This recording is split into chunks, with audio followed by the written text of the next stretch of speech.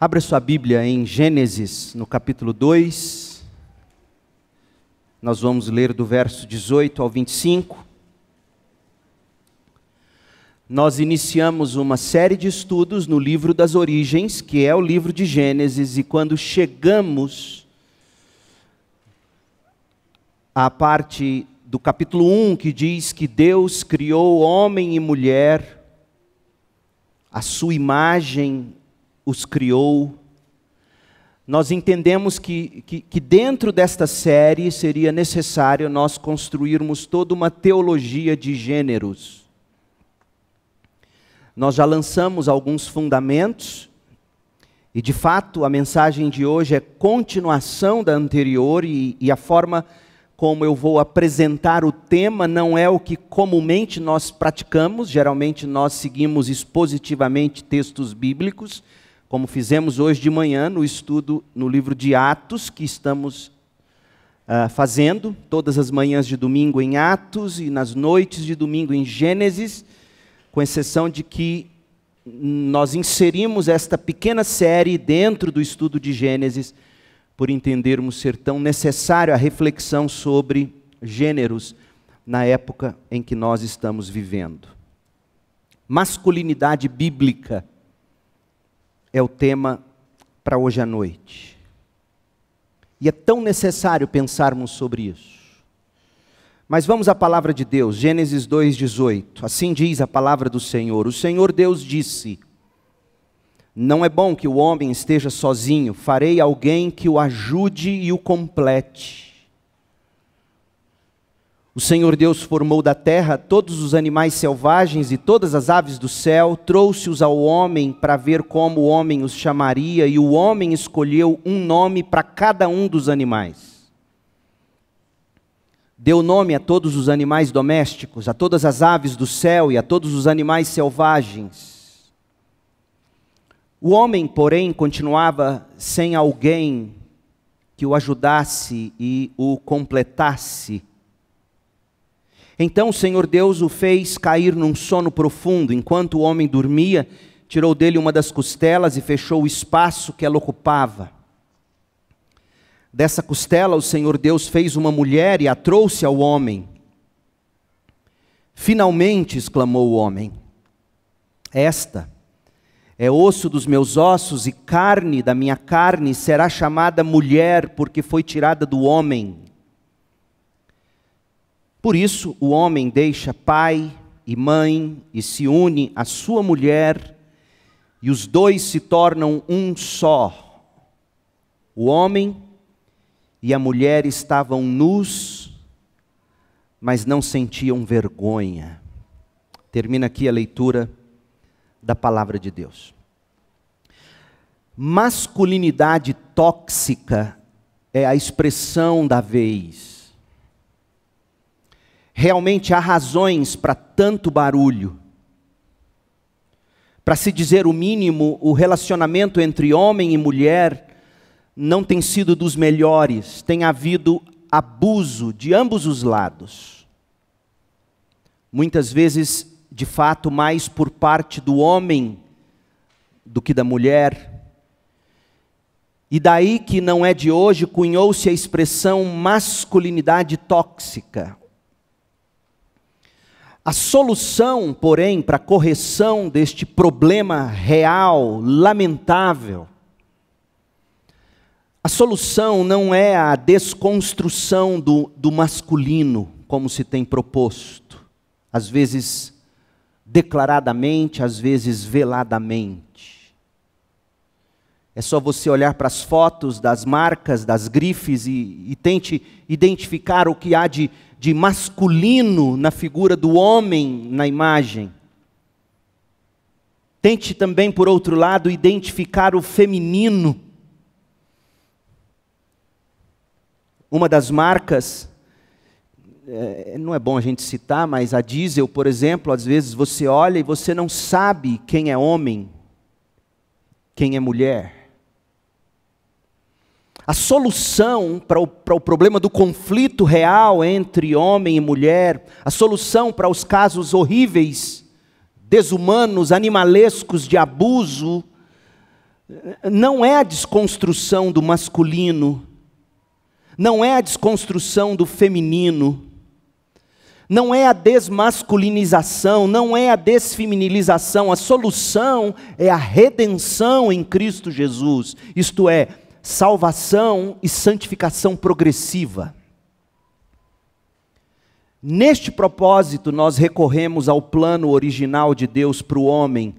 O plano original para a mulher, nós veremos mais tarde. Nós recorreremos a Gênesis 1 e 2, para ver isso também, mas no futuro. Mas na semana em que nós tratamos a última mensagem, nós nos voltamos para Gênesis 1 e 2 e tentamos construir a ideia original de Deus para o homem, papel papel de mulher. Nós dissemos que não há qualquer diferença de valor.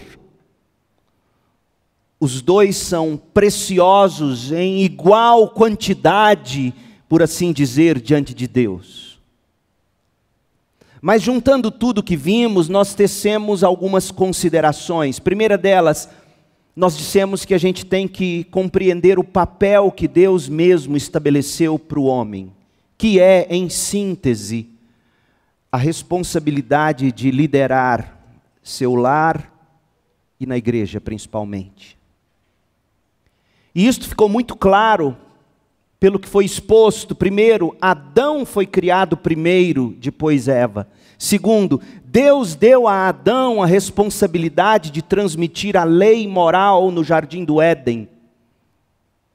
Terceiro, Eva foi dada a Adão como auxiliadora. Adão foi quem deu o nome a Eva. A humanidade recebeu o nome de Adão. A serpente suprimiu a liderança de Adão, abordando Eva, não o homem como responsável pelo jardim. E Deus mesmo, após a queda, chamou a prestação de contas, primeiramente o homem, embora Eva tivesse pecado primeiro que Adão. Portanto, biblicamente falando, não pode haver dúvida sobre este ponto. A versão original do homem é de liderança na família e na igreja. A igreja, porque a igreja é a família de Deus. Alguém, ainda que se diga cristão, até poderá questionar estes fatos, a liderança do homem.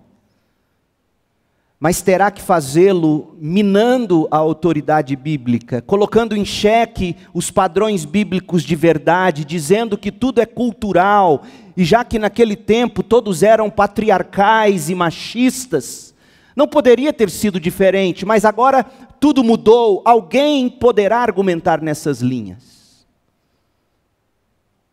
Só que ao fazer isto, você não terá mais a Bíblia como palavra de autoridade final em suas mãos. Você terá recortes daquilo que você julga ser apropriado para agora ou não. Ou você toma a Bíblia pelo que ela é, palavra infalível e atemporal de Deus, ou você toma a Bíblia pelo que ela diz e se molda a ela pelo poder do Espírito.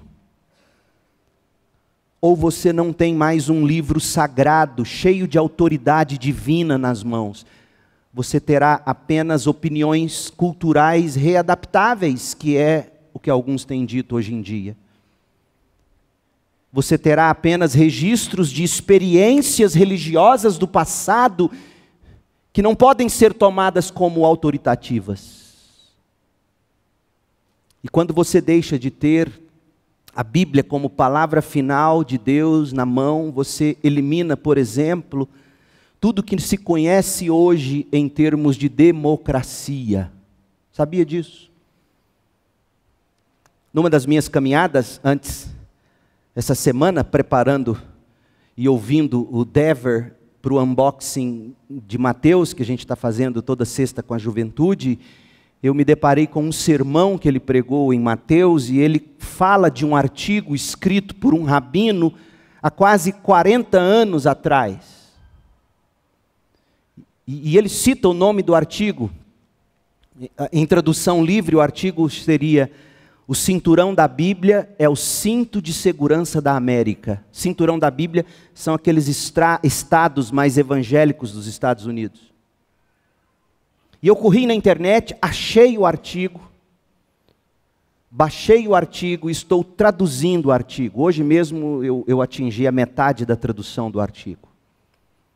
E é impressionante o que esse rabino faz quando ele descreve como os pais fundadores americanos, se não tivesse tido a Bíblia como palavra de Deus nas mãos, não teriam jamais construído o maior experimento democrático que a humanidade já conheceu, América do Norte.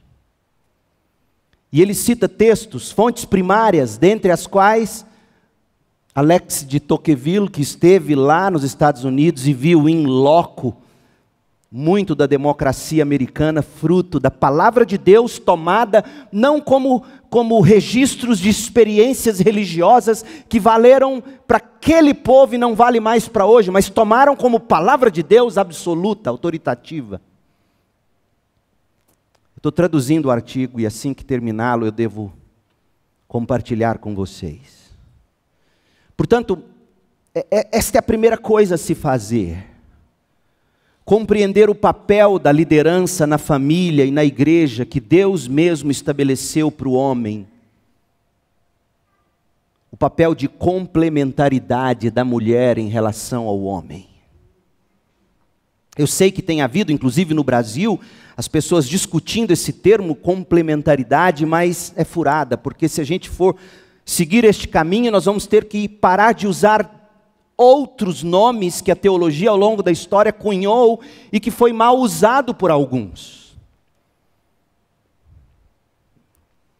A primeira coisa a se aprender quando a gente lê a Bíblia, Gênesis 1, Gênesis 2, como Jesus fez uso desses textos, como Paulo fez uso desses textos, é compreender que conquanto sejam iguaizinhos em valor e dignidade diante de Deus, homem e mulher possuem papéis diferentes.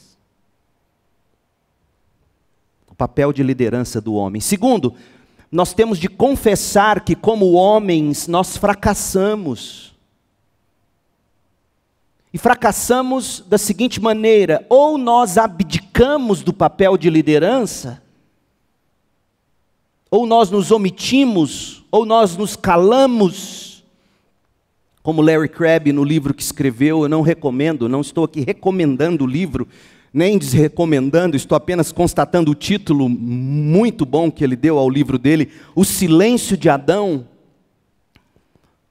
Ou nós abdicamos como homens do papel de liderança, ou nós alteramos o papel para algo que em algum momento, de algum modo, se tornou opressor, destrutivo em termos de liderança, e ambas as atitudes são diabólicas. Por exemplo, eu citei James Dobson, psicólogo cristão de renome, fundador do Ministério Foco na Família nos Estados Unidos. Ele identificou a tremenda importância desta verdade, a liderança do homem, e os terríveis efeitos quando um marido e pai abdica da sua responsabilidade ou adultera essa responsabilidade. E aqui está em cápsula o que Dobson disse: a maior necessidade da América, e eu diria do Ocidente, do Brasil, a maior necessidade é que os maridos comecem a liderar, orientar sua família, em vez de despejar todos os recursos materiais e emocionais na mera aquisição de mais dinheiro. Fecha aspas. Soa duro, eu sei, eu sou homem também, mas é verdade. É verdade porque é isto que está ensinado nas primeiras páginas de Gênesis. Deus trouxe o homem ao mundo primeiro como líder.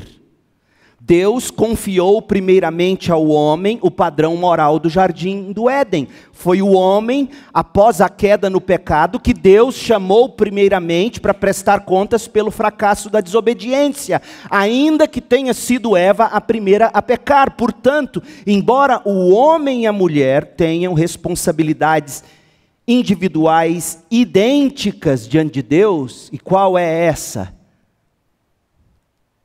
mesma dignidade, mesmo valor. Conforme Paulo mesmo expressa em Gálatas 3:28. Então, embora eles tenham responsabilidades individuais idênticas diante de Deus, homem é responsável diante de Deus, mulher é responsável diante de Deus. A mulher não chega a Deus pelo homem, o homem não precisa da mulher para viver com Deus, os dois chegam a Deus, dignos, iguais em valor. No entanto, em relação um ao outro, o homem carrega uma responsabilidade maior pela liderança do que a mulher. Mas nós homens, sejamos honestos, nós temos fracassado. Então, o que deveria ser feito? Eu disse, homens, nós devemos nos humilhar diante de Deus. Por causa do nosso pecado, hora de omissão, hora de adulteração do nosso papel. Todos nós, irmãos, homens. Todos nós, homens de Deus. Nosso chamado, a versão original do homem, não é para a gente se exaltar sobre a mulher. Não é para nós nos colocarmos como superior à mulher. Não, nosso chamado, homem de Deus, não é para dominar a mulher, não é para menosprezar a mulher, não é para colocar a mulher no lugar dela. Tampouco nós homens somos chamados para assediar a mulher, abusar da mulher de qualquer maneira, seja verbalmente, fisicamente, psicologicamente. Nosso chamado não é este. Não é para ferir, não é para destruir a mulher. Afinal, a mulher é co-herdeira conosco da graça da vida, diz o Novo Testamento. A mulher foi criada, assim como nós, à imagem de Deus. Portanto, homens, nosso chamado é para nos quebrantarmos e assumirmos responsabilidade de liderança, um líder servo nas várias maneiras apropriadas para cada relacionamento diferente com as mulheres. No casamento, na família, na igreja, no trabalho, na sociedade. Homens, nós temos de compreender nossa responsabilidade de liderança, tomando consciência de que quando nós abdicamos ou adulteramos a nossa liderança, nós ferimos a glória de Deus e nós ferimos a mulher em todas as esferas sociais. Lembre-se, Satanás rejeitou a ordem que Deus estabeleceu. Satanás rejeitou a liderança do homem sobre a mulher no jardim.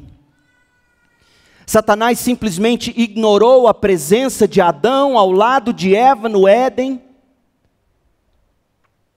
E assim ele iniciou sua batalha sutil, quando ele corre direto para a mulher sem falar com o homem, e ao proceder desse modo, Satanás transformou o homem exatamente no que Satanás planejava que o homem fosse. Um covarde de boca fechada, calado, retraído, fraco, medroso, passivo. Cuidado, homens. Um homem covarde, um homem calado, um homem retraído, um homem fraco, medroso e passivo é um homem muito perigoso. Sabe por quê? Porque num momento ele está passivo e segue a mulher rumo à destruição, como Adão fez ao seguir Eva. E no momento seguinte, quando Deus traz ele a prestação de contas, ele diz, a culpa é dela, o Senhor que me deu, a culpa é do Senhor porque me deu Eva. Num momento ele se omite, segue para o buraco com a mulher, no outro, ele joga a mulher sozinha no buraco. John Piper, falando da astúcia da serpente, neste ponto, ele escreveu que Satanás dá risada consigo mesmo e esbraveja nestes termos, abre aspas, Satanás dizendo, veja, Eu criei uma confusão tão grande de papéis entre homem e mulher, que eles nunca vão conseguir resolver. Eles vão olhar para o homem abusivo e vão dizer para ser mais passivo com as mulheres, para ser menos homem. Eles vão olhar para a mulher abusada e dizer a ela para ser mais assertiva com os homens, menos mulher, mais agressiva. E o diabo conclui: eles nunca chegarão à raiz do problema. Mas em Gênesis 3,17, abra a Bíblia e veja. Em Gênesis 3,17, Deus foi direto à raiz do problema. E eis a raiz do problema. Deus disse ao homem, a Adão: uma vez que você deu ouvidos à sua mulher, uma vez que você deu ouvidos à sua mulher e comeu da árvore cujo fruto ordenei que não comesse, maldita é a terra por sua causa, Adão. Em outras palavras, Adão, você ficou ouvindo sua mulher quando deveria ter falado. Adão, você ficou passivo quando deveria ter liderado.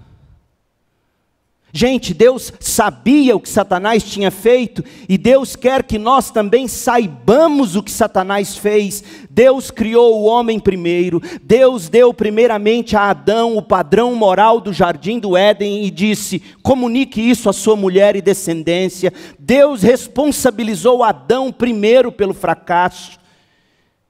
E Deus puniu Adão primeiro por se alinhar com seu arqui-inimigo, o arqui-inimigo de Deus, quando Satanás atraiu o homem e a mulher para uma grande inversão de papéis em Gênesis 3. Pois bem, o que eu quero fazer agora, eu quero esboçar para vocês alguns traços da versão original do homem. Ou, se preferir, eu quero apresentar a vocês um perfil da masculinidade bíblica. O que é ser homem, segundo a Bíblia? Você sabe dizer? A gente vive numa época onde tudo que é masculino tem sido criticado, destruído. Começou nas sitcoms, começou nas novelas, nos seriados engraçados americanos, onde o homem é sempre pintado como alguém digno de risadas. O que é ser homem? E chegamos ao absurdo de meninos serem solicitados que peçam perdão em público porque nasceram masculino. É a loucura do mundo em que a gente vive. Diga-me, o que é ser homem, segundo a Bíblia? O que é ser mulher, segundo a Bíblia? Hoje, permitam-me apresentar a definição de masculinidade, que não é minha, é de John Piper. John Piper escreve assim: no coração da masculinidade madura está um senso de responsabilidade benevolente para liderar, prover e proteger as mulheres de maneiras adequadas aos diferentes relacionamentos de um homem. Eu vou desembrulhar isso com você, em linhas gerais. Permitam-me repetir: o que é ser homem, segundo a Bíblia? No coração da masculinidade madura está um senso de responsabilidade benevolente para liderar, prover e proteger as mulheres de maneiras adequadas aos diferentes relacionamentos de um homem. Vamos desembrulhar. No coração da. Por que ele começa assim? No coração da, significa que essa definição não é exaustiva.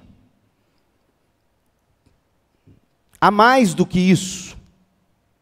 Há mais do que se está propondo nesta definição, mas não pode haver menos do que isso. Não pode haver menos, por isso ela é o coração da definição do que é ser um homem, segundo a Bíblia, no coração da masculinidade madura. O que significa masculinidade madura? Significa que o senso de responsabilidade de um homem está em processo de crescimento, de santificação, superando as distorções, as limitações pecaminosas e encontrando a verdadeira natureza do que é ser homem, como uma forma de amar. Amar a mulher e não autoafirmar-se sobre ela, e não de impor qualquer coisa de qualquer natureza sobre ela. No coração, ou seja, não pode ser menos do que isso, da masculinidade madura, ou seja, o homem está em processo de santificação, de desenvolvimento, de crescimento, para superar as distorções, as limitações pecaminosas, porque quantos de vocês, a exemplo meu próprio, eu fui criado num lar onde minha mãe provocava meu pai e meu pai usava toda a masculinidade dele para bater e ferir minha mãe. Bater literalmente. Bêbado, alcoólatra, não era crente. Mas eu sei que há pessoas ditas crentes que fazem o mesmo.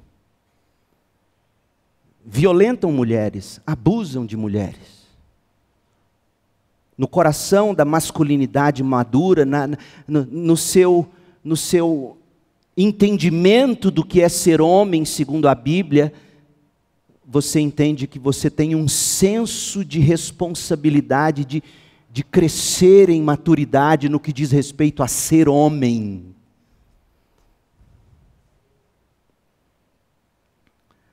Um senso de, Piper usa essa expressão. No coração da masculinidade madura está um senso de. Piper usa a palavra senso porque para ser masculino, um homem deve não apenas ser responsável, mas ter senso de que ele é responsável, ou deve ser responsável. Senso de que ele tem que tomar consciência de que ele é o responsável principal no relacionamento com a sua mulher.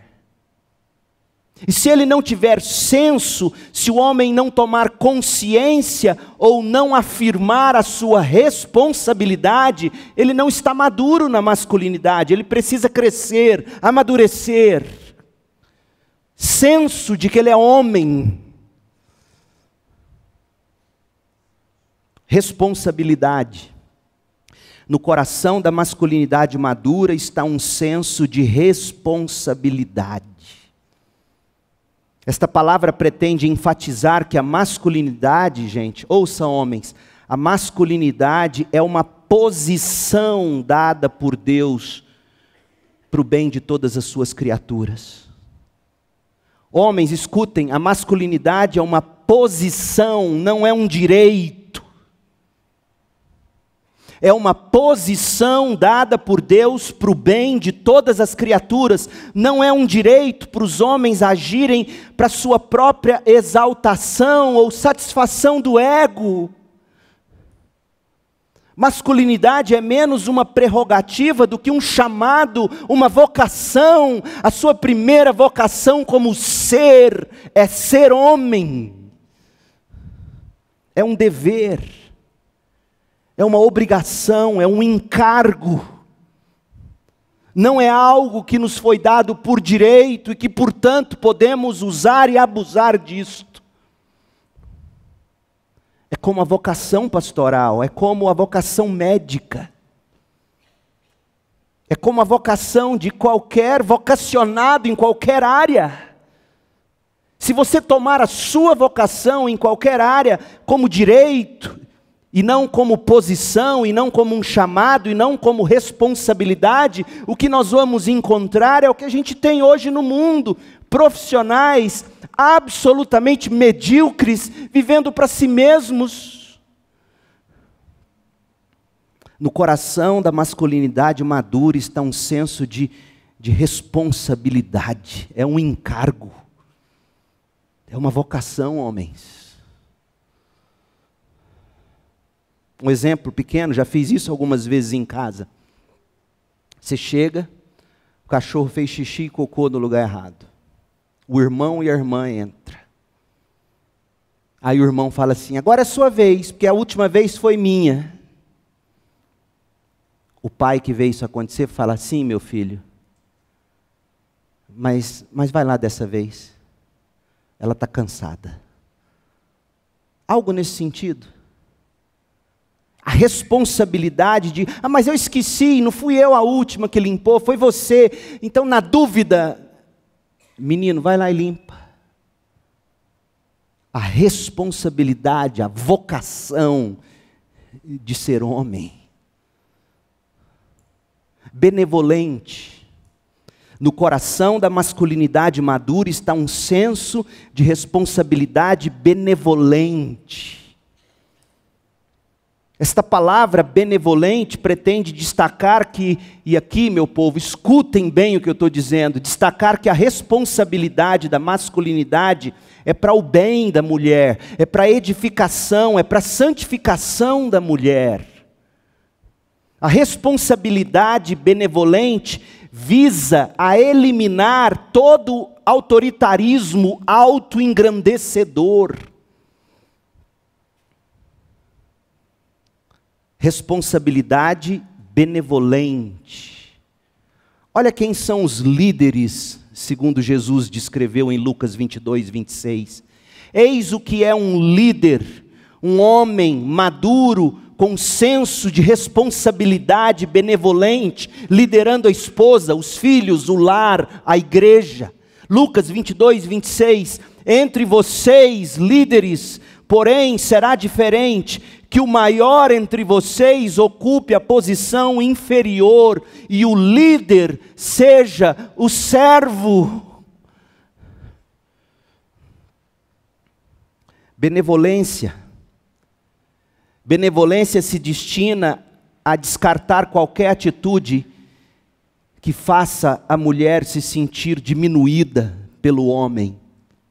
Quantos homens diminuem a mulher, arrogando para si o direito, já que é o líder?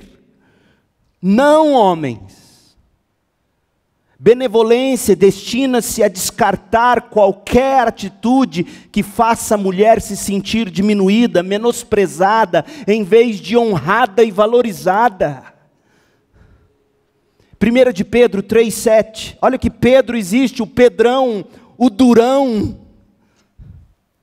Da mesma forma, vocês, maridos, honrem sua esposa.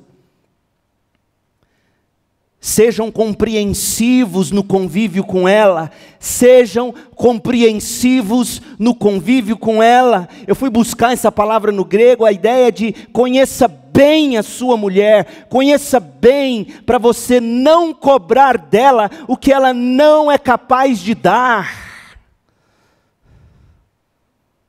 Quantos homens criando imagens de mulheres, como eu fiz com a minha doce Cris.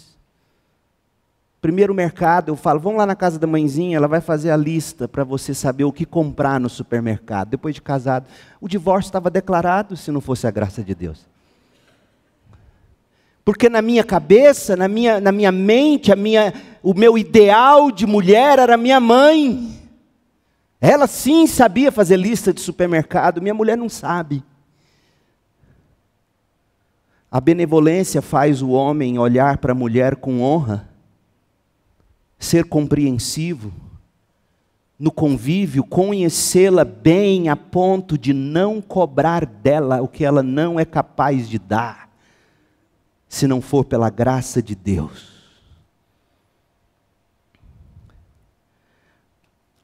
Pois ela, ainda que seja mais frágil que vocês, Pedro vai dizer, ou tratando ela como parte mais frágil,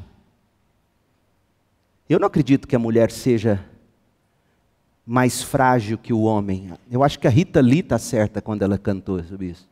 Dizem, não é, foi Erasmo Carlos, né? Dizem que mulher é sexo frágil, mas que mentira absurda. Vamos cantar no final. É uma mentira absurda. Eu com Covid, deitado lá, primeiro, peguei aquela braba, deitado, e a Cris levantando com Covid. Meio assim, mas levantando, cuidando. Eu começo a espirrar, Eu caí de cama, que mentira absurda. Ela pariu 3, ou 2 melhor, 2. Ela pariu 2. É uma mentira absurda. Mas Pedro está dizendo, trate como se fosse. Sabe por quê? Porque ela é igualmente participante da dádiva de nova vida concedida por Deus. Tratem a mulher de maneira correta, com honra, com dignidade. Pedro está dizendo, sabe por quê? Porque senão as orações de vocês serão atrapalhadas. Benevolência no trato com a mulher. Há coisas que você conhece e discerne sobre a sua mulher, que você jamais vai dizer para ela, se não ofende. Mas você vai agir de tal modo a não deixá-la constrangida, diminuída ou perdida em meio da situação na qual você joga ela sabendo que ela, por ela, não consegue. Entendem, homens? Entendem o que eu quero dizer? Responsabilidade benevolente visa eliminar todo autoritarismo autoengrandecedor. Benevolência se destina a descartar qualquer atitude que faça a mulher se sentir diminuída, menosprezada, em vez de honrada e valorizada. Mas benevolência também pretende sinalizar que a masculinidade madura é do tipo que dá expressão concreta a regra de ouro no relacionamento entre homem e mulher. E qual é a regra de ouro? Mateus 7,12. O homem benevolente, em todas as coisas, ele faz com a mulher o que ele deseja que a mulher fizesse com ele. Isso é benevolência.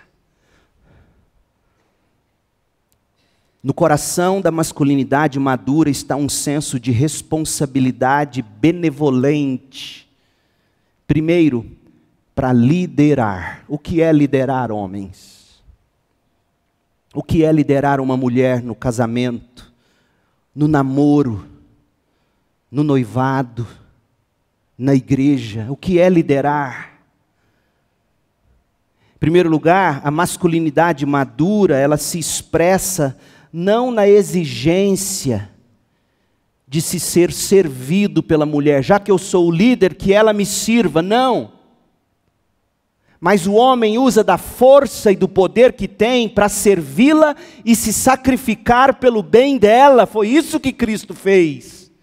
Eu não vim para vocês me servirem. E alguém tem dúvida de que Jesus era o líder? Eu não vim para ser servido por vocês, eu vim para servi-los e dar a minha vida por vocês. Jesus usou toda a força, todo o poder, para o bem da noiva, a igreja. Mateus 22, 26, que já lemos, entre vocês, porém, será diferente, o maior entre vocês ocupe a posição inferior e o líder seja o servo. Agora abrem em Efésios 5, 23. Pois o marido é o cabeça da esposa, como Cristo é o cabeça da igreja.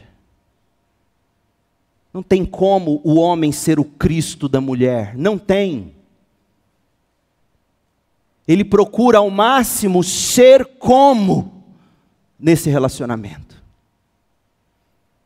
Ele é o salvador do seu corpo, a igreja. E você pode perguntar à minha mulher, eu nunca tomei decisões sérias que envolvessem a gente dizendo, eu sou o líder, Deus está me dando a visão, você fará muito bem em me seguir, obrigado. Quando fomos para os Estados Unidos estudar, ela ia abandonar a carreira de fonoaudiologia, foi muito bem conversado. E no avião, eu já contei isso. No avião, saindo de Santa Genoveva, eu nunca tinha entrado num avião na vida, voando, decolando, eu falei, estou indo realizar um sonho, fazer meu mestrado nos Estados Unidos, e ela ainda não tinha bolsa para estudar, e eu disse, você deixou tudo. Ela falou, meu sonho é seguir você. Rapaz, uma mulher dessa, você morre por ela. Não é brincadeira não, você morre por ela. Quando foi para vir para cá, assumir a CIB, 7 anos e meio atrás, lá em Campinas. Eu não cheguei dizendo, Deus está nos chamando para Goiânia. Amor, o que você acha? Leandro, já tem 1 ano que eu estou orando, porque eu entendi que já é hora de sairmos de Campinas. Por uma mulher dessa você morre. Ela não ficou me cutucando. Tem que mudar, Deus já falou para mim. Tem que mudar, estou te falando. 1 ano orando, caladinha. Dando uma dica aqui, outra dica ali. E quando eu e ela bem resolvidos, chamo os filhos, converso com os meninos, Samuel com 12, Isabela com 10. Eu não uso a minha liderança para destruir. Maridos, verso 25 de Efésios 5, ame cada um a sua esposa, como Cristo amou a igreja. Como é que Ele amou? Ele entregou a vida por ela. Você começa entregando desejos, sonhos. Sonhos que, se colocados em prática, vão destruir seu casamento, seu relacionamento, sua caminhada com seus filhos, homens. Há sonhos que precisam ser entregues. Um grande sonho meu de ser doutor em teologia, tinha feito todos os créditos nos Estados Unidos. Faltava começar a escrever a tese. Tive a crise de pânico. Se eu fosse forçar aquilo, eu ia destruir minha vida, destruir meu casamento, destruir meu ministério. Eu falei, Deus, abro mão. Eu não impus a ferro e fogo. E hoje, anos depois, estou aqui tentando, capengando, concluir o doutorado no Mackenzie, no Andrew Jumper. Porque os sonhos não são os meus, são os de Deus para mim. Aliás, Deus não tem sonhos, Ele tem planos. E eu busco entendê-los e ajudo minha mulher, meus filhos, minha igreja, aqueles que de algum modo estão sob minha liderança, a compreenderem isso e de bom grado achar que eles é que estão tomando a decisão. A masculinidade madura se expressa não na exigência de ser servido, mas na força, no poder que o homem tem para servir e sacrificar-se pelo bem dela. A masculinidade madura não assume a autoridade de Cristo sobre a mulher. Ela advoga a autoridade de Cristo. É bem diferente. Colossenses 3,19, maridos, ame cada um a sua esposa e nunca a trate com aspereza. Maridos, não trate a esposa com fúria, não trate a esposa com severidade, não trate a esposa com amargura, não trate a esposa com aspereza. Essa é a masculinidade madura. Efésios 5:23, pois o marido é o cabeça da esposa, como Cristo é o cabeça da igreja. O homem, ele não assume a autoridade de Cristo, ele advoga a autoridade de Cristo. É bem diferente. Como? Porque o homem vive de tal modo a sempre apontar a mulher para Cristo e não para os seus próprios desejos. E não para os seus próprios planos, sonhos, tradição familiar, cultural, seja o que for. Eu sou o líder dessa casa. Então trate de benevolentemente apontar essa mulher para Cristo. E não para o seu histórico, seu desejo, seus sonhos, aquilo que você entende ser o melhor. Aponte para Cristo. Terceiro, masculinidade madura não pressupõe superioridade, mas atua para potencializar as qualidades da mulher. A mulher é coerdeira, a mulher não é serviçal, Romanos 8,17. Mas olha o que está em Efésios 5:28, da mesma forma, os maridos devem amar cada um a sua esposa, como amam o próprio corpo. Talvez assim os homens não entendam. mas como amam o próprio carro. Começou a entender agora? Como amam a própria moto, o próprio time de futebol. Entendeu? Tem que desenhar. Amem cada um a sua esposa, como amam o próprio corpo. Pois o homem que ama a sua esposa, na verdade, ama a si mesmo. São uma só carne. Ninguém odeia o próprio corpo, mas o alimenta, cuida dele como Cristo cuida da igreja. A masculinidade madura, ela não pressupõe superioridade, ela atua para potencializar as qualidades da mulher. A masculinidade madura não precisa iniciar todas as ações. Nem sempre nós homens vamos iniciar ações, as nossas mulheres vão iniciar ações. E nós vamos entender isso em tantos momentos como a correção de Deus para o nosso lar. Provérbios 31, versículo 10, até o final do capítulo, fala da mulher virtuosa. Quem vai encontrar uma mulher virtuosa? Ela é mais preciosa que rubis, o marido tem plena confiança nela. Ou seja, esse marido líder delegou para ela fazer.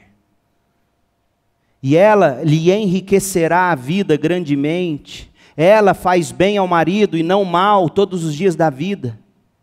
Verso 23, seu marido é respeitado na porta da cidade, onde se senta com as demais autoridades. Veja, esse texto revela as diversas iniciativas que a mulher toma. Provérbios 31 é a mulher tomando iniciativas sob a liderança do seu bom marido, que entende que a masculinidade madura não precisa iniciar todas as ações, mas sente a responsabilidade de benevolentemente fornecer um padrão geral de iniciativas para a mulher.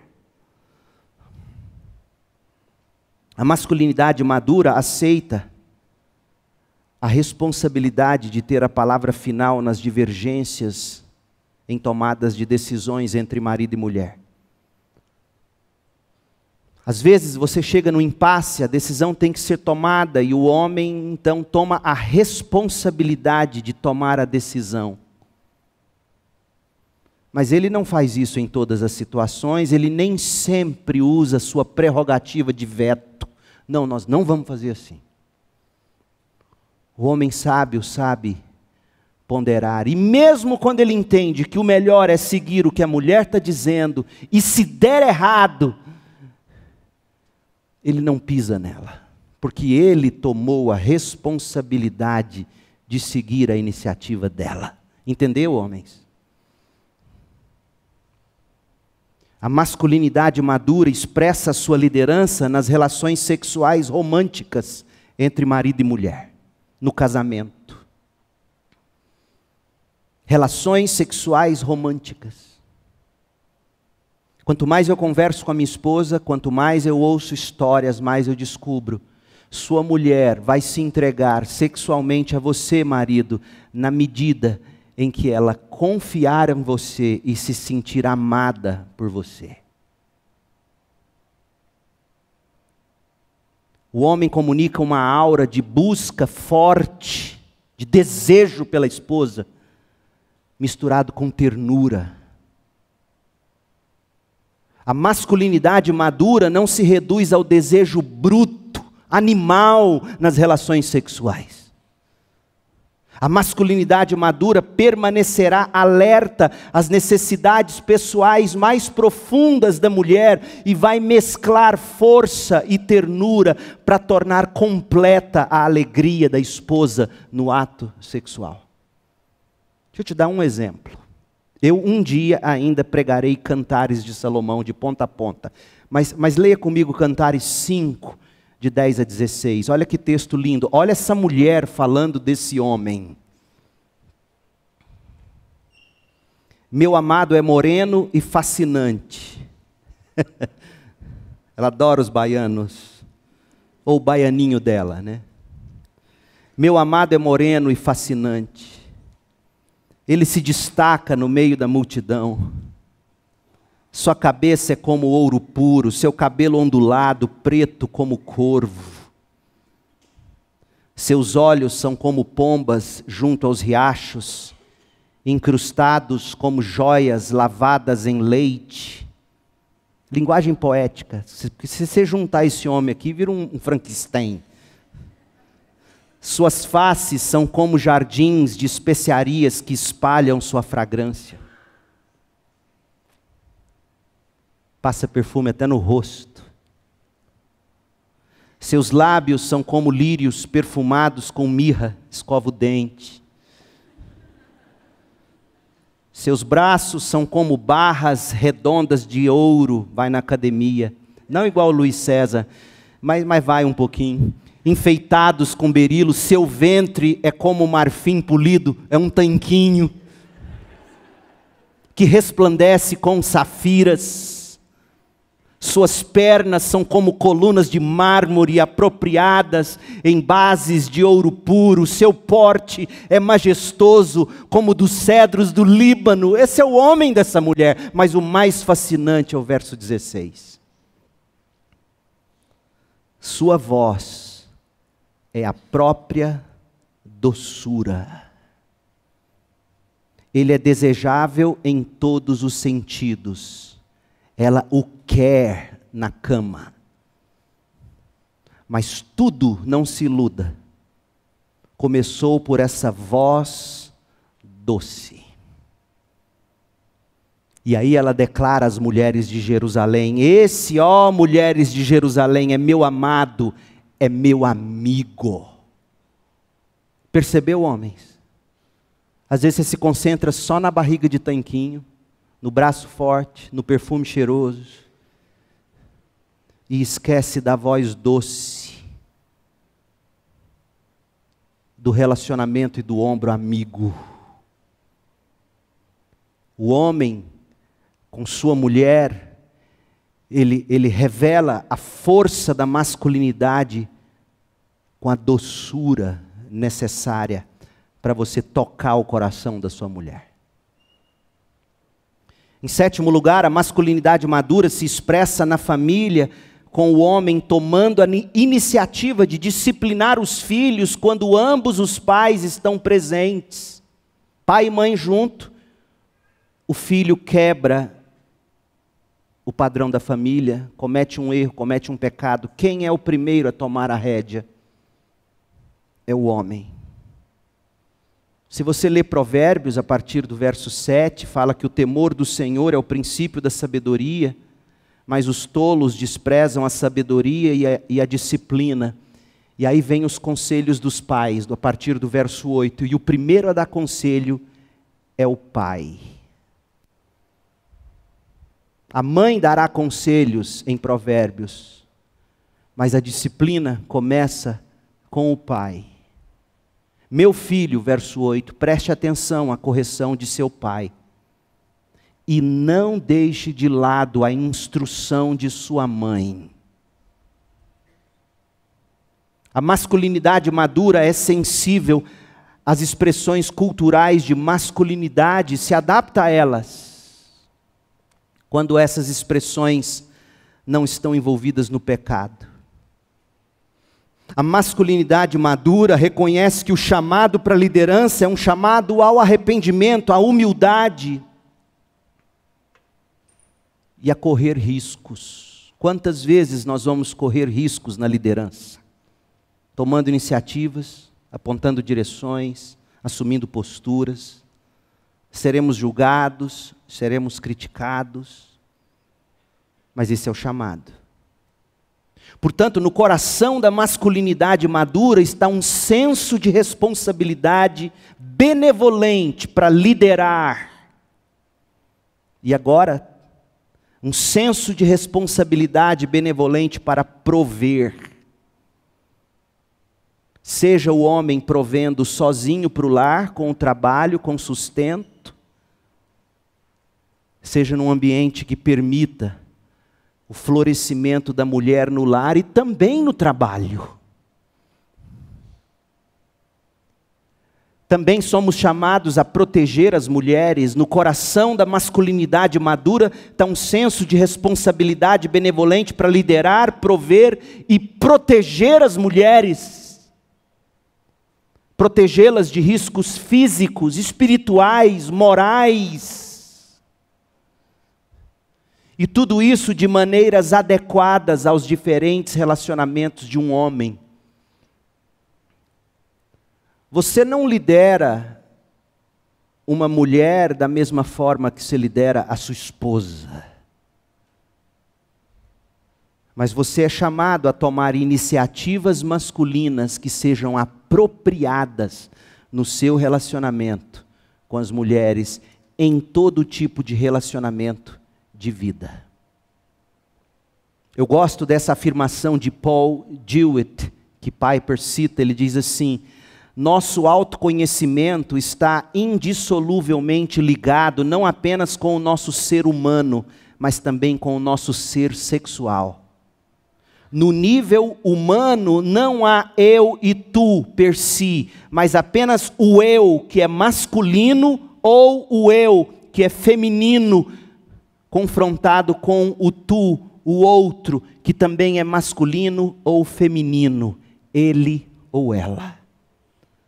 Portanto, homens, no coração da masculinidade madura está um senso de responsabilidade, um chamado benevolente para você liderar, prover e proteger as mulheres de maneiras adequadas aos diferentes relacionamentos de um homem. E sabe como é que a gente começa isso? Orando. Porque nós não conseguimos produzir isso na nossa própria força. Deixa eu te mostrar um texto que um dia a ficha caiu para mim de um modo tão convincente que me constrangeu. 1 Timóteo 2,8, quando Paulo diz assim: quero, portanto, que em todo lugar de culto os homens orem. Os homens orem. E aí Paulo apresenta o que, a meu ver, são os 3 impulsos mais naturais do homem. Eu quero que os homens orem com mãos santas. Homens sem pecado. Homens com mãos santas orando, mas também homens que são livres de ira. Como é fácil para nós homens querermos resolver as questões no grito, no braço, com raiva, na ira. Ou não é assim, homem? Seja honesto. Paulo diz: não é assim. Não é com mãos impuras, não é com ira, e não é com brigas ou controvérsias. Paulo diz: homens, eu quero que em todo o lugar de culto os homens orem, para não agirem com mãos impuras, coração e atitudes cheias de ira, com brigas e controvérsias. O homem bíblico se coloca de joelho para orar. O homem bíblico se compromete a estudar a palavra de Deus para conhecer o seu Deus, o seu Cristo, e no poder do Espírito ir tomando a forma do homem bíblico que ele precisa ser. O homem bíblico cuida de planejar as coisas mais do que ele costuma planejar. O homem bíblico é intencional, é propositivo. O homem bíblico é menos levado pelo impulso do momento. O homem bíblico, ele é disciplinado, ele é ordenado em sua rotina de vida. O homem bíblico, ele é terno, sensível, manso e humilde como Jesus, sem perder a força. O homem bíblico toma a iniciativa de garantir que haja hora e lugar para conversar com a mulher sobre o que precisa ser conversado. O homem bíblico está pronto para dar sua vida no cumprimento desta responsabilidade de ser o líder que Deus chamou ele para ser. O homem bíblico é o último a pular fora do barco de suas responsabilidades ou compromissos. Na próxima mensagem, querendo o Senhor, eu quero cobrir com vocês a vitória que Cristo obteve para as mulheres. Fala-se tanto em libertação das mulheres. Qual foi a verdadeira vitória que Cristo comprou para as mulheres? E na sequência, eu quero falar de feminilidade bíblica. Mas eu quero terminar lendo para vocês alguns trechos do livro do Lewis, Cristianismo Puro e Simples. Você precisa conhecer esse material. Porque eu sei que a imagem de homem bíblico que eu descrevi aqui, você homem que me ouve, você para e pensa, eu não consigo. Eu também não consigo. Mas vamos fazer de conta que a gente consegue? Esse é o título do capítulo do Lewis, Vamos Fazer de Conta. Ele vai explicar como é que você pode buscar a santificação, tornando-se o homem bíblico que você é chamado a ser. É lindo o que ele escreve, preste atenção, e eu termino com essa citação. Será que posso começar mais uma vez colocando duas imagens, ou melhor, duas histórias na sua cabeça? Uma é a história que todos vocês já leram, a chamada A Bela e a Fera. A moça da história, como vocês devem se lembrar, teve de se casar com um monstro, por alguma razão, e ela o fez. Ela o beijou, fazendo de conta que fosse um ser humano. E então, para o seu alívio, o monstro se transformou em um homem de verdade e tudo ficou bem. A outra história é sobre alguém que teve de usar uma máscara. Uma máscara que fazia com que ele tivesse uma aparência muito melhor do que a que realmente tinha. E esse homem teve que usar a máscara por anos a fio. E quando ele tirou a máscara, ele descobriu que a sua face havia se conformado à máscara. E ele então havia ficado bonito de verdade. O que começou com um disfarce havia se tornado uma realidade. Você não é um ser como o Filho de Deus, cuja vontade, cujo interesse estão em harmonia com os do Pai. Você, homem, nós somos um emaranhado de medos egocêntricos, de esperanças, de ganâncias, de invejas e de presunção fadados à morte. Sendo assim, de certa forma, esse vestir-se de Cristo é um tremendo atrevimento. O mais estranho, entretanto, é que Ele nos mandou fazer isso. E por qual motivo? Qual a vantagem de fazer de conta que somos o que não somos? Qual é a vantagem de fazer de conta que somos como Cristo, não sendo como Cristo? Bem, mesmo no nível humano, há dois tipos de faz de conta. Há um tipo ruim de faz de conta, em que o fingimento está substituindo a coisa real. Por exemplo, quando uma pessoa faz de conta que vai ajudar você, em vez de ajudar você de verdade. Mas também há um tipo bom de faz de conta, em que o simulado leva você à coisa real.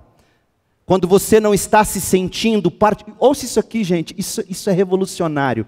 Quando você não está se sentindo particularmente amigável, mas sabe que o deve ser, a melhor coisa que pode fazer muitas vezes é assumir modos gentis e se comportar como se fosse uma pessoa mais legal do que realmente é.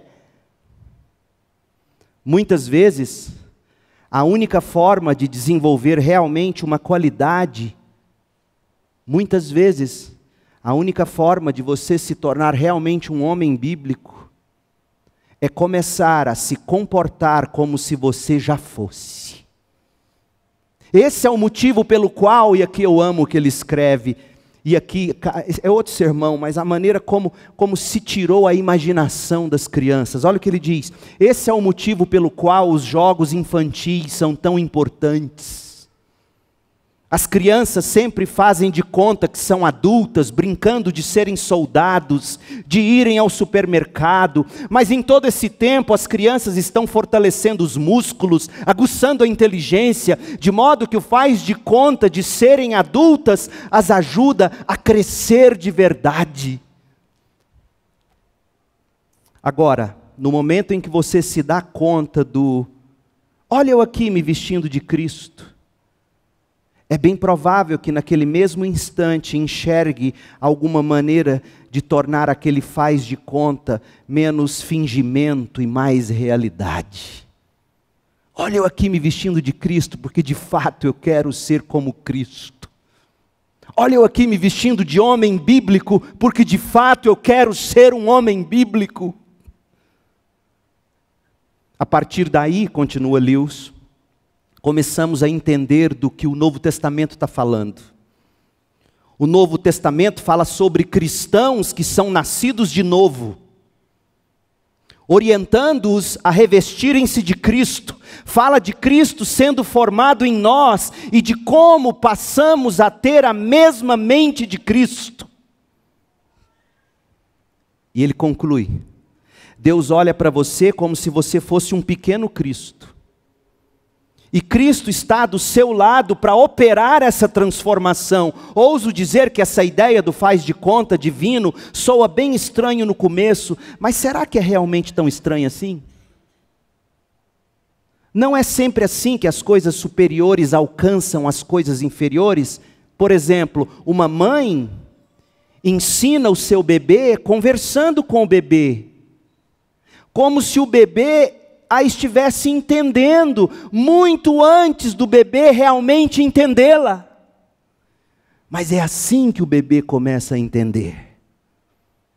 Tratamos nossos cachorros como se eles fossem quase humanos. E é nisso que eles acabam se tornando no final, quase humanos. Que maravilha, gente. Que maravilha, porque pela graça de Deus e por meio da fé é possível a sua salvação do pecado, a sua transformação profunda, o desenvolvimento da masculinidade bíblica na sua vida. É possível, homem de Deus. Paulo aos Efésios escreveu no capítulo 4, verso 21. Uma vez que ouviram falar de Jesus e foram ensinados sobre a verdade que vem de Jesus, livrem-se de sua antiga natureza, livrem-se do velho homem, do seu velho modo de viver, corrompido pelos desejos impuros, pelo engano. Deixem que o Espírito renove seus pensamentos e atitudes e revistam-se da nova natureza, criada para ser verdadeiramente justa e santa com Deus. Você não é o homem bíblico que você deve ser, mas comece a fazer de conta. Comece a sonhar como uma criança, com a melhor das intenções. O homem que quer ser homem bíblico, homem de Deus, e suplicando pela graça, por meio da fé: Senhor, me ajude a alcançar a unidade da fé e o conhecimento do Filho de Deus. Produza em mim amadurecimento para que eu chegue à completa medida da estatura de Cristo. Ore assim. E quando você menos esperar, você se olhará no espelho e descobrirá: estou me tornando um homem bíblico. Vamos orar. Pai, opere esse milagre em nós. Opere primeiramente salvação naqueles que ainda não tiveram os olhos abertos para o pecado, para a condenação, para o estado natural de perdição. Que o Senhor mesmo convença o pecador de que a razão pela qual nos encontramos nesse estado de guerra entre os sexos, uns com os outros, é porque caímos no pecado. fomos separados, destituídos da glória de Deus. E a maneira de restaurarmos tudo, em primeiro lugar, é arrependendo do pecado e crendo em Jesus como a nossa justiça. E esta mesma graça, pela mesma fé, vai operando em nós desejos santificados e a condição de vivê-los, de praticá-los. Ajuda-nos a ser como a criança que sonha em ser o bom homem, o homem bíblico, e que busca e que age como tal no poder do Espírito. Ó Deus, opere um milagre hoje à noite no coração de todos. Que haja salvação, vida eterna e santificação neste lugar. Eu oro pedindo que a graça de Jesus Cristo, o homem perfeito, o amor de Deus Pai, o Criador maravilhoso, e a obra consoladora, santificadora do Espírito aperfeiçoador, estejam sobre nós aqui e sobre o teu povo espalhado pela terra, até Jesus voltar para estabelecer seu reino eterno. É no nome de Jesus que oramos. Amém.